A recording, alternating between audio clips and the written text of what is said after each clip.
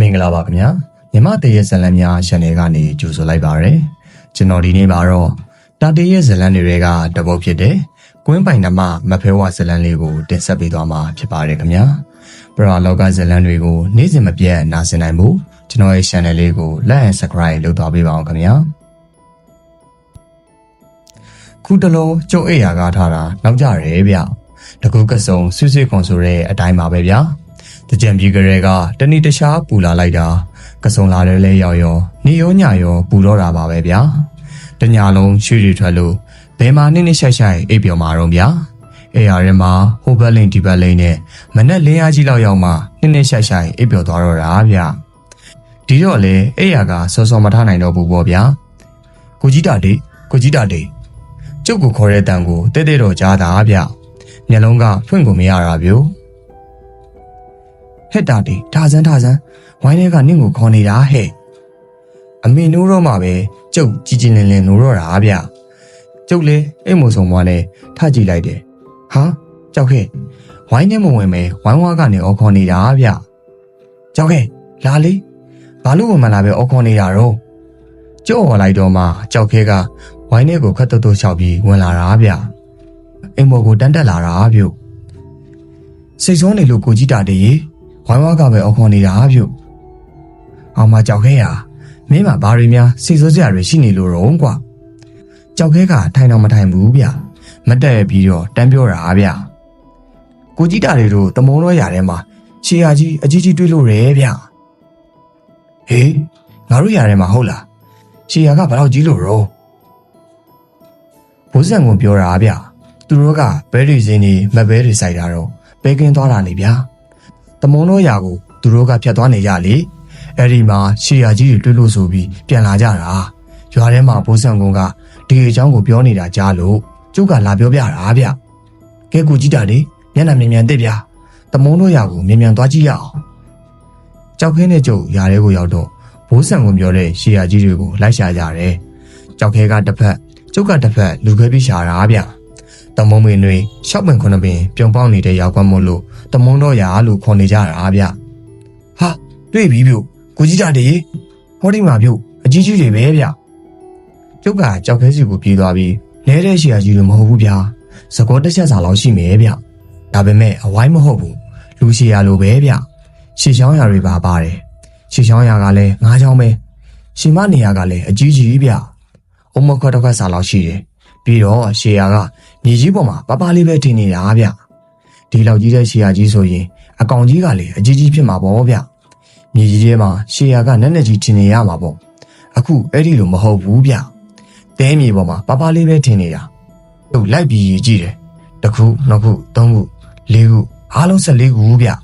ကျုပ်တေးသေးချာချာကြည့်တော့ရှေ့ရကဘဲရှေ့ရညာရှေ့ရစုံနေဗျရှေ့ရ14ခုဆိုတော့ရှေ့လန်း9လန်းလှမ်းထားတာဗျရှေ့ရတစ်ခုနဲ့တစ်ခုကြားအကွာအဝေးကိုကျုပ်ခံမှန်းကြည့်တော့လက်တန်တန်လန်လောက်ရှားတယ်ဗျဒါဆိုရင်ဒီရှေ့ရပိုင်းရှင်းဟာနဲတဲ့ရဲ့ကြီးမှမဟုတ်တာဗျာကျုပ်ကဒီအကြောင်းပြောပြတော့ကြောက်ခဲဆိုတာကြောက်သွားပြီးမျက်နှာလေးဈေးရွက်လောက်ပဲရှိတော့တာဗျကြောက်ခဲကိုသာပြောရတယ်ကျုပ်ကိုယ်တိုင်လည်းကြောက်တာပဲဗျစောစောကလေးကကြက်သေးတွေနှခါလောက်ထားသားပြီးသားဗျဟောကျုပ်တို့ရွာတွေကလူတွေထွက်လာကြပြီဗျဒီတရင်ကကျုပ်တို့ရွာထဲမှာပြန်သွားပြီထင်တယ်ဘိုးစံကွင်းကလည်းတွေးသမျှလူကိုအကုန်လျှောက်ပြောနေတာလေဗျာကျုံနဲ့ကြောက်ခဲလဲရှေးရကြီးဖို့ထွက်လာတဲ့လူတွေနဲ့မတွေ့အောင်ဘုန်းကြီးလေးထန်တော်ဘက်ကိုပတ်ပြီးရွာကိုပြန်ခဲ့ကြတယ်အေယာမရှိယာကြီးတွေရဲ့ပိုင်ရှင်ကရှေလန်း9လန်းလောက်လမ်းပြီးပျောက်သွားပုံရတယ်ဗျနောက်ထပ်ရှေယာမကြံခဲ့တော့ဘူးကျုပ်တို့ထဏောင်းကုန်းသားတွေအတွက်ကတော့ဒီနေ့ဟာရှေယာနေ့ဖြစ်သွားတော့တာပေါ့ဗျာဟိုနာဆူဆူဒီနာဆူဆူနဲ့တနေ့လုံးဒီရှေယာအကြောင်းတွေပဲပြောနေတော့တာပေါ့ဗျာရွာတွေကတကြီးရွယ်တွေကလည်းသူတို့ဘဝမှာတွေ့ကြုံခဲ့ဘူးတဲ့ရှေယာတွေအကြောင်းပြောပြကြတော့တာပေါ့ဗျာတချို့ကလည်းဒါကိုဘလူးရှေယာလို့ပြောရတယ်ရွာနေတဝိုက်ညဘက်မသွားဖို့မလာဘူးပြောတဲ့လူကပြောနေဝရင်ရွာအပြင်မထွက်ကြနဲ့ရွာနာကိုဘလူးကတ်တယ်လို့ဆိုသူကဆို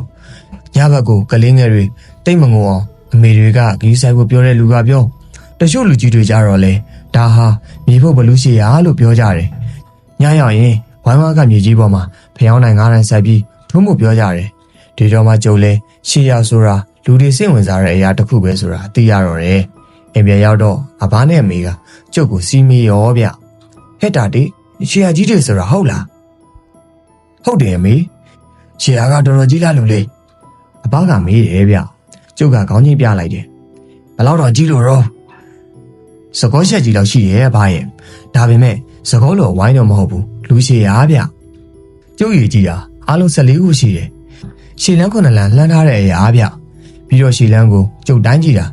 လူကြီးလက်တံတံလောက်ရှိတယ်။အိုးမနှဲပါလား။ရှေလန်းဒီလောက်ကျဲရင်အကောင်တော်ကြီးလို့ပေါ့ကွာ။ဟုတ်တယ်အဘကြီးဒါပေမဲ့အကောင်သာကြီးတာဗျ။ရှေယာကမြေကြီးတဲ့ကိုနှက်မဝင်ဘူး။တဲပေါ်မှာပဲဖွားဖွားလေးထင်နေတာ။ဟေးဟုတ်လား။ဟုတ်တယ်အဘဟုတ်တယ်။အိုးဘယ်နေရတော့ရွာတွေကကောင်တွေကတော့ဒါဘလူးရှေယာပဲဆိုပြီးရွာတွေကိုဘလူးမဝင်နိုင်အောင်ဘယ်လိုလုပ်မလဲလို့ပြောကြဆိုကြလုပ်နေရဲကွာအဘသိတဲ့အတိုင်းပဲကျုပ်တို့ရွာသားတွေကတော့ဒီလိုထူးထူးဆန်းဆန်းအကြောင်းလေးတွေဆိုရင်လွတ်စင်ဝင်စားကြတာဗျပြီးရင်လဲဘယ်လိုကြောက်ရမလဲဆိုတာကိုပဲတွေးနေကြတာအေးပေါ်လူလေးရဲ့တောသူတောင်သားတွေကိုကွယ်ဘာမဆိုယုံလွယ်ကြတာကွယ်ကျုပ်လဲခုံတန်းရားလေးပေါ်မှာထိုင်ပြီးငကားစီးပေါ်လက်ကလေးကိုမင်းကြီးပြီးဖွာနေလိုက်တယ်အဘကလည်းသူ့ကိုယ်တွေနဲ့သူညင်နေတယ်ဗျအမေကတော့မိဖို့တွေဝင်သွားလေရဲ့ကျုပ်လည်းအမျိုးမျိုးတွေးကြည့်တာပေါ့ဗျာဒါပေမဲ့ဘာစုရာကိုကျုပ်မှန်မှန်စနိုင်ဘူးဗျထမင်းစားပြီးချိန်လောက်ကြတော့ကြောက်ခဲကျုပ်စီကိုတစ်ခေါက်ထက်လာတယ်သူနဲ့ကျုံနဲ့မကြီးပင်ကြီးအောက်ကကွက်ပြစ်မှာထားပြီးအကျန်းတောင်ရင်စကားပြောကြတယ်ကြောက်ခဲကကျုပ်တို့ရွာထဲမှာတွေ့တဲ့ရှီယာကြီးတွေအကြောင်းရွာထဲမှာပြောကြဆိုကြတာတွေကိုလိုက်နာထောင်ပြီးကျုပ်စီကိုသတင်းတွေသယ်လာတာဗျညနေသာဆောင်းသွားတယ်ဒီရှီယာတွေနဲ့ပတ်သက်ပြီးကျုပ်ဘာမှမသိဘူးဗျကြောက်ခဲလေးအိမ်မြန်သွားတယ်။ညနေဆောင်တော့တကြီးလွတ်လိုက်တဲ့စင်ကောင်းတွေကတဝိုင်းဝင်တော်ဝဲထွက်လိုက်ပြောကြတယ်။6နာရီထိုးတာနဲ့ရွာတကားပိတ်မဲ့အကြောင်းကိစ္စမရှိပဲညဘက်ရွာတွေကိုမသွားဖို့မလာဘူး။အိမ်တကားကိုစောစောပိတ်ပြီးမိသားစုတွေတစုတဝေးနဲ့နေကြဖို့အကြောင်းရှိရင်အိမ်တိုင်းမှာရှိတဲ့အရက်ပိတ်ကလတ်တက်တွေခောက်ဖို့ပေါ့ဗျာ။မနက်ကကျုပ်တို့ရွာထဲမှာတွေ့တဲ့ရှေယာကြီးတွေကြောင့်ကျုပ်တို့ရွာသားတွေတော့လန့်သွားတာအမှန်ပဲဗျ။အဲဒီညကျုပ်အိယာမဝင်ခင်မဖဲဝါရဲ့ကိုကွဲရုပ်ကလေးကိုခံပြီးမဖဲဝါကိုမေးတယ်ပြီးတော့အယုတ်ကလေးကိုခေါင်းအောက်မှာထားပြီးအိတ်လိုက်တယ်အေးစိမ့်နေတဲ့လေတွေတိုက်နေတာဗျ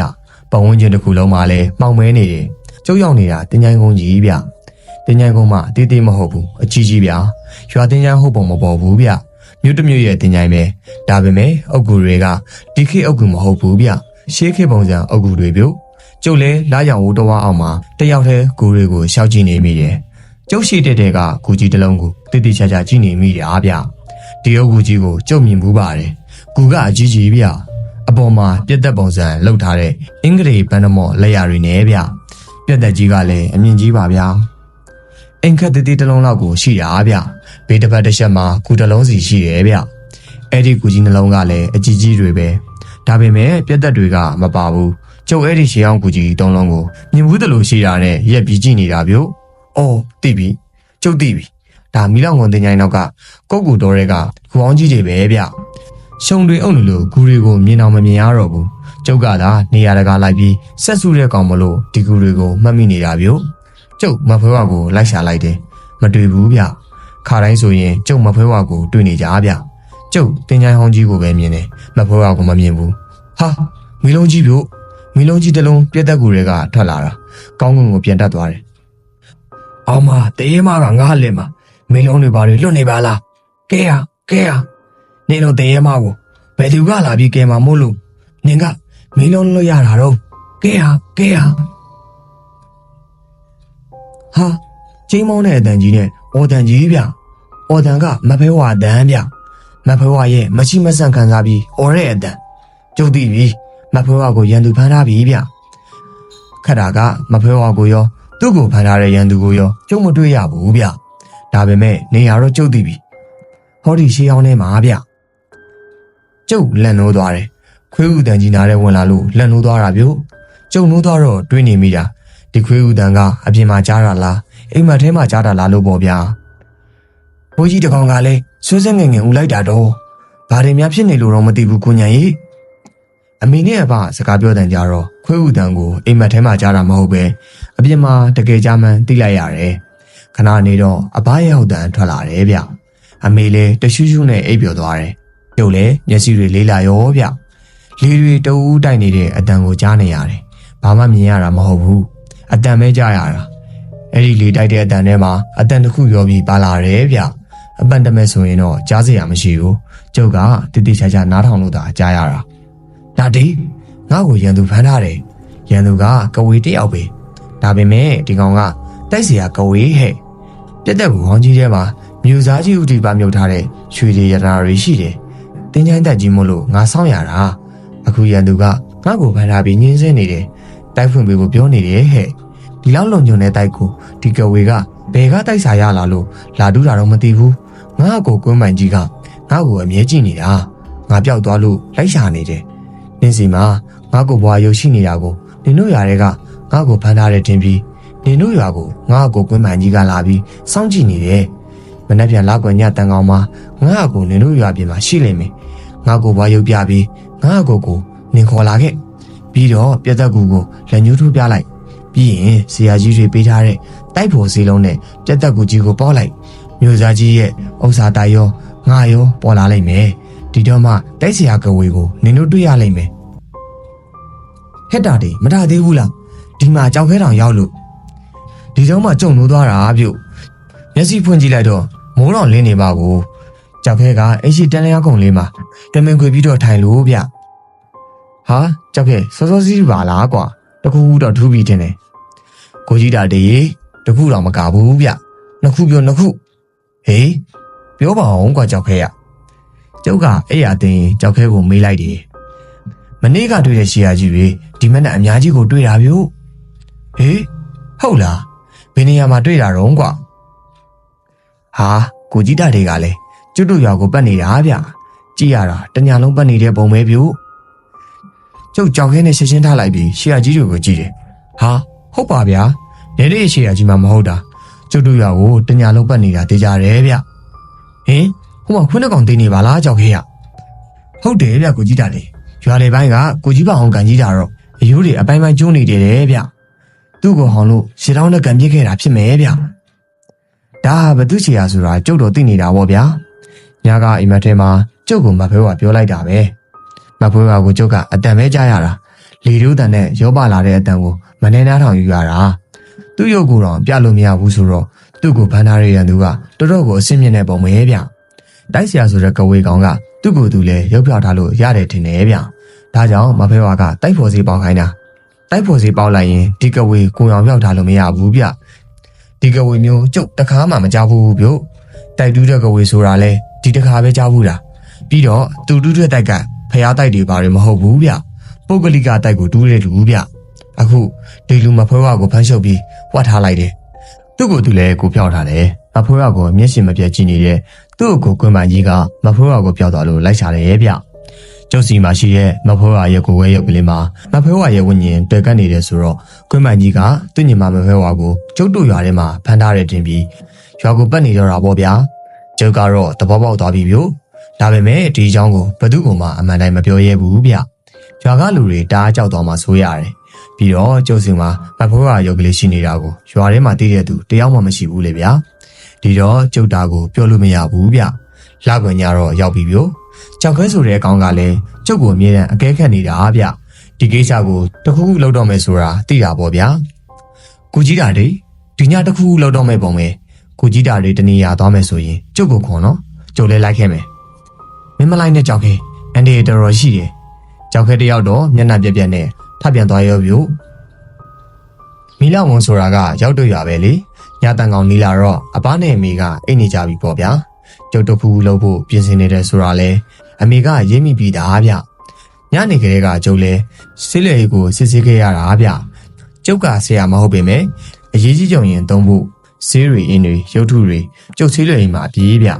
ဆရာကြီးဒေါက်တာမင်းအောင်ဆရာဖနော်ဆရာဦးဆရာညိုဆရာကြီးဘိုးလူပေတို့ပေးထားအပ်ထားတဲ့စေဝါအင်းရှင်မန်းခွင်းတွေကကျုပ်မှာစုံလို့လေအဟင်္ကာရာတွေအနိုးကာရာတွေမန္တန်တွေလည်းကျုပ်တော်တော်များများနှုတ်တက်ခဲ့ရတာဗျကျုပ်လည်းမျက်ကွင်းစီကွင်းထားလိုက်တယ်မကြီးပင်အောက်ကကိုပြစ်မှာတယောက်တည်းထိုင်ရင်နာကားစီပေါ်လက်ကလေးဖွာနေလိုက်တယ်ဟောရွာတောင်ဘက်ကခွေးဦးတန်တွေရောခွေးရောင်တန်တွေရောကြားလိုက်ရတယ်ဗျကျုပ်လေးစီပေါ်လက်ကိုမင်းငိမ့်လိုက်ပြီးဆေးလေကိုဆက်လွယ်တိုင်းလိုက်တယ်ပြီးတာနဲ့ဝိုင်းထဲကနေထက်ချလာခဲ့တာဗျရွာတောင်ပိုင်းကိုရောက်တော့ခွ ခွေးအောင်တန်တွေကိုပို့ပြီးဆွညင်လာတာမျိုးကျုပ်လည်းဘာမှတွေးမနေတော့ပဲတောင်ပတကားကိုဖွင့်ပြီးရွာပြင်ထွက်လိုက်တယ်။ရာခင်းတွေကိုဖြတ်ပြီးတိုက်လာတဲ့လေအေးလေးကကျုပ်ကိုဖြတ်တိုက်သွားတယ်။ဒီကိုလုံးအေးပြီးလမ်းဆန်းသွားရောပြုတ်ကျုပ်ကခတ်တုတ်တုတ်ချောက်လေးကွင်းမန်ကြီးရဲ့ရှေ့တန်းကလည်းခတ်တုတ်တုတ်ကြားရလေပဲဗျ။ကျုပ်တော့နောက်ကိုတစ်ချက်မှလှည့်မကြည့်တော့ဘူး။ဖြစ်ချင်ရတာဖြစ်ပါစေတော့လို့တွေးထားလိုက်တယ်။မီလန်ကိုတင်ချန်ကိုရောက်တော့တင်ချန်ကိုနောက်ဘက်ကကုတ်ကိုတော့ကိုကျုပ်ဝင်ခဲ့တယ်။မြူစာရဲ့ကူအောင်ကြီးနာကိုရောက်တော့ကျုပ်ရက်လိုက်တယ်။ကျုံတော့ကခြေတန်းကြီးလည်းရက်သွားပြီဗျ။ဟဲ့တေးရမဒီပစ္စည်းတွေဟာနင်းပစ္စည်းမဟုတ်ဘူး။ဘာဖြစ်လို့နင်းကာကွယ်နေရတာလဲ။နင်းကိုနေငါဒီလောက်နှိမ့်ဆက်တာတော့နင်းခံနိုင်သေးတယ်။ကဲအခုနောက်ဆုံးမေးမယ်။ပစ္စည်းတွေငါ့ကိုအမလားမအဘူးလား။မရင်ငါနင်းကိုမီးလောင်တိုက်သွင်းပြစ်မယ်။နင်းဖွက်ထားတဲ့မျိုးစားရဲ့တိုက်ကိုအခုပေါ်လိုက်စမ်း။မလေးပူလိုက်တာတော့မဖိုးဝါရဲ့မရှိမဆန်အောင်လိုက်တဲ့အတန်ကြီးဗျ။အတန်နဲ့ကြီးနဲ့អော်လိုက်တာဗျ။ကျုပ်တော်လှန့်သွားတယ်။နောက်ကိုကျုပ်လက်ကြည့်လိုက်တော့ကွင်းပန်ကြီးကလက်သီးကြီးတွေစုပ်ထားပြီးအန်ကြီးကြိတ်ထားတယ်။ကွင်းပန်ကြီးရဲ့လက်သီးကြီးတွေကတင်းတောင်းကြီးတွေလောက်ရှိတာဗျ။အန်ကြီးလိုက်တော့မှကျေရအောင်မှာအဆွေကြီးတွေဖွေးနေတာကိုတွေ့လိုက်ရတယ်ဗျ။တိုက်စရာကဝေးရဲ့ကျင်းမောင်းတန်ကြီးတွေမဖိုးဝါရဲ့မရှိမဆန်အောင်တန်ကွင်းပန်ကြီးရဲ့အဆွေဖွေးနဲ့ဒေါသမျက်နှာကြီးတွေကိုတွေ့လိုက်ရတော့ကျုပ်ဖြစ်လက်ပြလွတ်မသွားအောင်မနှဲကိုတတိထားနေရတာဗျ။ကျုံလို့ရမယ်အလုပ်ကိုလုပ်ဖို့တိုက်ဖို့စီလုံးကိုယူလိုက်တယ်ဒီစီတော်ကဆရာဖိုးပေးခဲ့တာဗျဆရာဖိုးဆိုတာဘင်းချင်းပါစောဝတ္ထုမှာပါတဲ့တိုက်ဆရာကြီးလေဗျအင်ပဒန်ဆွမ်းထက်တလောက်အင်ပဒန်ဒီဂျီပီအင်ပဒန်မှာဂတိသစ္စာတည်တဲ့ပုံကိုကြီးပေါ့ဗျာကျွတ်တို့ရွာကပျောက်သွားတဲ့ဘင်းချင်းပါစောကြီးကိုတိုက်ထဲမှာတွေ့လို့ဆရာဖိုးနဲ့ကျုပ်ပြန်ခေါ်ခဲ့ကြတာလေဗျဒီစီလုံးကိုဂတိပါဘူးလေးနဲ့ထည့်ထားတာဗျမောင်တာတီမင်းကြီးကွစီတော်ကတလုံးလေးပဲဒါပေမဲ့မင်းပင်တစ်ခါသုံးပြီးတာနဲ့ဒီကတိပါဘူးတွေကိုသူ့အလိုလိုပြန်ရောက်နေလိမ့်မယ်ဆရာဘိုးကျုပ်ကိုမှာသွားတာဗျကျုပ်စီတော်ကိုထုတ်ယူလိုက်တယ်ပြီးတော့စီတော်နိုးတဲ့ကားတာကိုကျုပ်ရွတ်လိုက်တယ်ကျုပ်လက်ထဲမှာဆုပ်ထားတဲ့တိုက်ပေါ်စီတော်လုံးကခုန်နေပြီဗျကဲကွာမြူစားမင်းရဲ့ကိုအောင်ကြီးကိုကျုပ်စီလုံးနဲ့ပြစ်လိုက်ပြီဗျဟာမိခိုးလုံးကြီးဝန်ကနေပေါ်လာတာဗျဟာမိကြီးဟာမဟုတ်ဘူးဗျဆက်တွေဗျဆက်တွေဒါကကဝေဆက်တွေဗျကျုပ်ရှင်းမဲနောက်ကိုရှေ့လန်းသုံးလန်းဆုပ်လိုက်တယ်ဗျဟာကွင်းမန်ကြီးပြေးလာပြီဗျအကိုးငွေတွေပျောက်သွားတော့ကဝေဆက်ရဲ့ရောင်ကြီးကလင်းပြီးတော့ကြံရဲခဲ့တယ်ဟောတွေ့ပြီဟိုးမှာမဖိုးဝါရဲ့တို့ကိုယ်လုံးကိုဆက်တွေလွတ်ပြီးကျိုးတုတ်တယ်လို့တုတ်ထားတာဗျမဖိုးဝါကစပင်ဖားကြီးနဲ့ဒူတောင်းရဲ့ကြီးဗျကဝေကစေးချင်းလုံးကြီးကင်လို့ဗျဒီစေးချင်းလုံးနဲ့မဖိုးဝါကိုရိုက်ပြီးတိုက်ဖို့ခိုင်းနေတာဗျရုတ်တရက်အကိုးငွေတွေထားပြီးမျိုးစားတိုက်ပေါ်လာတော့ဝမ်းတာနဲ့ဖြစ်သွားတာဗျကဲဘလို့လဲတဲ့မနေနောက်ဆုံးတော့နေဆောင်ရတဲ့တိုက်ကိုပေါ်လိုက်ရပြီမို့လားဟာကျုပ်ကြည့်လိုက်တော့တောက်ခတ်ထားတဲ့ကြေးတစ်တာတွေဗျတောင်တက်တာကြီးတွေဗျဘယ်နှလုံးမှတော့မသိဘူးတလုံးမတလုံးဆင်ထားတာဗျကျုပ်တိုက်ဖို့စင်းနဲ့ပြစ်လိုက်လို့တိုက်ပေါ်လာတာကိုကဝေကမဖွေးကသူနှိမ့်ဆက်တာကိုမခံနိုင်လို့တိုက်ဖို့ပေးလိုက်တဲ့ထင်ပြီးဝမ်းတာအရာဖြစ်နေတာဗျကွင်းမန်ကြီးကသူ့ညီမကိုမြင်လိုက်တော့ရှင်းမရှိကိုပြေးထွက်လာပြီးကဝေကိုဖမ်းဖို့လှုပ်တယ်ဗျကျုပ်တီးလိုက်တယ်ကွင်းမန်ကြီးမားသွားပြီဒီလောက်အစွမ်းထက်တဲ့ကဝေကိုသူဘလို့မှရှင်းလို့မရနိုင်ဘူးဆိုတာသူမသိဘူးဗျမြို့စားတိုက်ကရတနာတိုက်တွေကိုမြင်လိုက်ရလို့ဝမ်းသာအရာဖြစ်နေတဲ့ကဝေကရုတ်တရက်ကြီးပြေးဝင်လာတဲ့ကွင်းမန်ကြီးကိုမြင်လိုက်တော့အံ့ဩပြီးသူ့လက်ထဲကစီးကျင်လုံးနဲ့ရန်လိုက်တယ်ကွင်းမန်ကြီးတုံငနဲ့ရက်သွားတယ်ဗျရှေ့ကိုတိုးလို့မရတော့ဘူးဗျဒီမှာရင်ကဝေကသူ့ပါဇက်ထဲကစိမ့်ပြပြအယောင်တက်လက်လက်တောက်နေတဲ့ဆက်တွေကိုခက်မြက်မြက်လွတ်ပြီးကွင်းမန်ကြီးကိုဆက်တွေနဲ့ပတ်ထားလိုက်ရောဗျကွင်းမန်ကြီးလှုပ်ကမလှုပ်နိုင်တော့တာဗျလှုပ်တာနဲ့တားပူပြီးအတန်နဲ့ကြီးနဲ့အော်ရတာဗျလက်ဆက်တော့ကွင်းမန်ကမင်းနှမကိုဖမ်းထားလို့မင်းလိုက်ရတာပေါ့ဟုတ်လားတိတ်ကောင်းတာပေါ့ကွာဂျုံထောင်းတာကြောင်မာမိနေတော့တိတ်ကောင်းတာပေါ့မဖိုးကရောကွင်းမန်ရောခေါင်းကိုက်ဆက်ကြီးကျသွားပြီဗျကဲဟောဒီပလင်းထဲကိုကွင်းပိုင်ဝင်စမ်းဟဲ့ကဝေကလက်နှစ်ဖက်ကိုရှည်တန်းပြီးကွင်းပိုင်စီကိုအနီရောင်တွေထက်လွတ်လိုက်တော့ကွင်းပိုင်ကြီးရဲ့ရွယ်တဖြည်းဖြည်းနဲ့ဒေးသွားလိုက်တာကဝေမြေကြီးပေါ်မှာထောင်ပြီးရှာထားတဲ့ပလင်းတက်တောင်ဒေးသွားတာဗျနောက်ဆုံးတော့စိမ့်ပြအောင်ဆက်တွေနဲ့တုံးလောင်ထားတဲ့ကွင်းပိုင်ကြီးဟာကျုပ်ရဲ့လက်တန်းလောက်အရွယ်ကလေးပဲဖြစ်သွားရောဗျကဝေကကွင်းပိုင်သေးသေးလေးကိုစက်ခနဲကောက်ပြီးပလင်းထဲကိုထည့်လိုက်တယ်ပြီးတာနဲ့သူ့လေထဲကနောက်ထပ်ပလင်းတစ်လုံးကိုထုတ်ပြီးမဖဲဝါကိုအနီရောင်ဆက်နဲ့လွတ်ပြီးတိတိလေးလှုပ်လိုက်တယ်ကျုပ်ကြီးနေတော့မှာပဲမဖဲဝါလဲကျုပ်လက်တန်းလောက်အရွယ်ပဲရှိတော့တာဗျ ကဝေကမဖွဲဝါကိုလည်းကောက်ယူပြီးမပြောဘူးပလင်းထဲကိုထည့်လိုက်တယ်ပြီးတော့ဝက်ဦးကြီးအဖုံးကိုဖုံးလိုက်တယ်မဖွဲဝါရောသူ့ကိုကွင်းပိုင်ကြီးရောပလင်းထဲရောက်ကုန်ပြီဗျို့ငါကအစတုန်းကမဖွဲဝါကိုဖမ်းထားပြီးတင်ချိုင်းတွေထဲမှာရှိတဲ့တိုက်တွေကိုတူးဖို့ကြံတာအခုတော့ကွင်းပိုင်မှာရလိုက်ပြီဆိုတော့တင်ချိုင်းတွေကပစ္စည်းတွေမကဘူးကွင်းတွေကပစ္စည်းတွေကိုပါရတော့မှာပေါ့ကွာငါတို့တရေကြီးဖြစ်ပြီဟဲ့ကျုပ်လည်းမတ်တက်တောင်ထားမရဲဘူးဗျို့မိဆက်ရှုံကြီးနောက်မှာကွယ်ပြီးညင်နေရတယ်ဗျ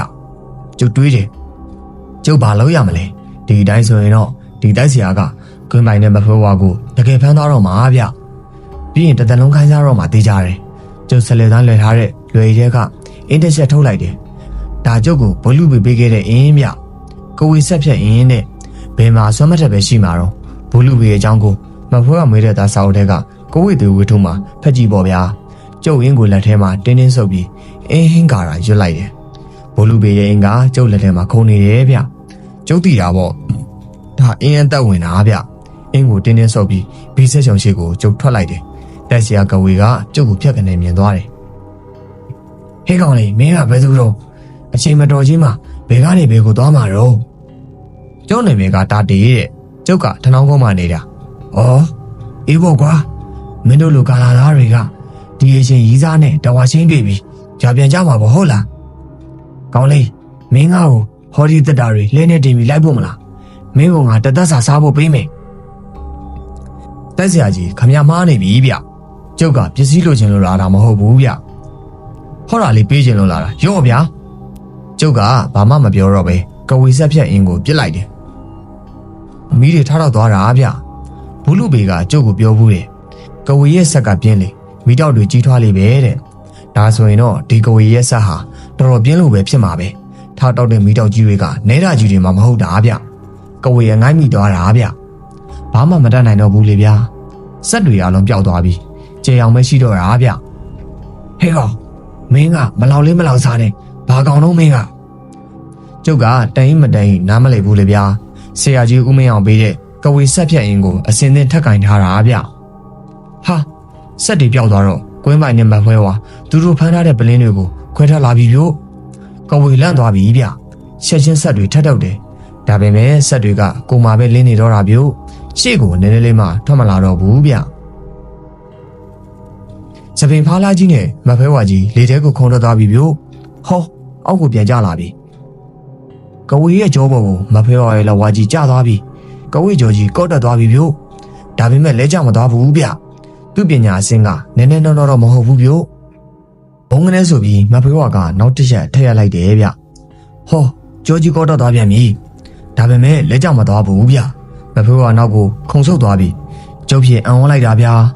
မဖဲဝါရဲ့လက်ဝါးစာမီလို့ကတော့ဘယ်သူမှအသက်မရှင်နိုင်တော့ဘူးလေဗျာခုတော့မဖဲဝါလက်လျှော့သွားပြီဗျ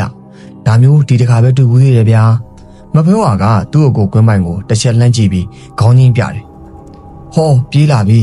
ကွင်းပိုင်ကြီးပြေးလာပြီဗျို့ထမ်းမင်းလုံးလောက်ရှိတဲ့ခြေစလုံးကြီးနဲ့သဘောလောက်ရှိတဲ့ခြေပွားကြီးတွေနဲ့ပြေးလာတာဗျဘုံကနေဆိုပြီးရိုက်ချလိုက်တာကွင်းပိုင်ကြီးရဲ့လက်ထဲမှာနေဆက်ငင်ငိန်ကျသွားပြီဗျ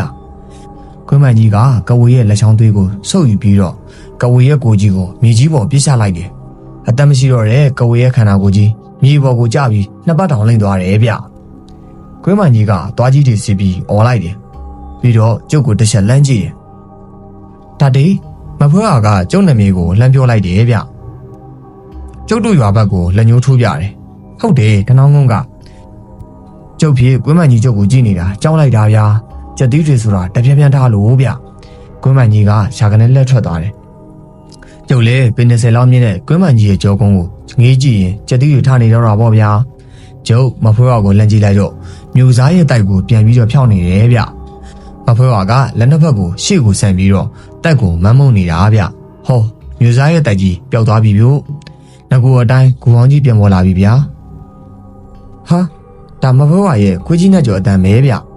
နှက်ကြော်လဲသူ့တခင်မကြီးပျောက်သွားလို့လိုက်ရှာနေပုံရတယ်ဗျဟောရောက်လာပြီနှက်ကြော်ကြီးရောက်လာပြီနှက်ကြော်ကြီးကနောက်ပေါက်တစ်ကောင်လောက်ရှိရဲ့ဗျနှက်ကြော်ကသူ့တခင်မကြီးကိုတလဲကျုပ်ကိုတလဲကြည့်တယ်ကိစ္စအလုံးပြေးသွားပြီမဖိုးကမီလောင်ကုန်တင်ချိုင်းကနေတရွေ့ထွက်သွားပြီဂူရီဘော်ကနေရွေ့သွားတာဗျခွေးနဲ့ကြီးနှက်ကြော်လဲန နောက်ကနေပါသွားလေရဲ့ဗျာကျုပ်အိမ်ပြန်ရောက်ပြီးတိတ်မကြဘူးဗျဆရာတော်ကျောင်းကအုံမောင်းခောက်တန်ကြားရတာပဲနောက်တနေ့ကျုပ်ရဲ့အားကနိုးတော့10 နာရီတောင်ထိုးနေပြီကြောက်ခဲကခုံတန်းရားလေးမှာထိုင်ပြီးကျုပ်ကိုစောင့်နေတယ်ဗျကြောက်ခဲကြီးအေယာမရှိယာကြီးကတော့ပြီးသွားပြီဒါပေမဲ့မိလောင်ကုန်းသားတွေကတော့သူတို့တင်းချိုင်းထဲမှာလေပင်ပေါက်ကြီးနဲ့အလောင်းတလောင်းတွေ့လို့အလုံးရှုပ်သွားမှတေးကြတယ်ဟဲ့ကျုပ်ပြောတာကိုဘာမှနားမလည်တဲ့ပုံစံနဲ့ကြောက်ခဲကကျုပ်ကိုကြည့်နေရောဗျဇလန်လေးကတော့ဒါလောက်ပါပဲခင်ဗျာကျွန်တော်ဒီနေ့တင်ဆက်ပေးခဲ့တာကတော့တာတီရဲ့ဇလန်တွေတဲကတပုတ်ဖြစ်တယ်ကွင်းပိုင်နမမဖဲဝါဆိုတဲ့ဇလန်လေးပဲဖြစ်ပါတယ်ခင်ဗျာပရလောကဇလန်တွေကိုနေ့စဉ်မပြန်နာဆင်နိုင်ဘူးကျွန်တော်ရဲ့ channel လေးကို like and subscribe လုပ်ထားပေးပါအောင်ခင်ဗျာဘေးနားမှာရှိနေတဲ့ခေါင်းလောင်းလေးကိုလည်းနှိပ်သွားပေးပါအောင်ခင်ဗျာအဆုံးထိနားထောင်ပေးတဲ့တဦးတယောက်ချင်းစီတိုင်းကိုကျေးဇူးထူးပင်တင်ရှိပါတယ်ခင်ဗျာ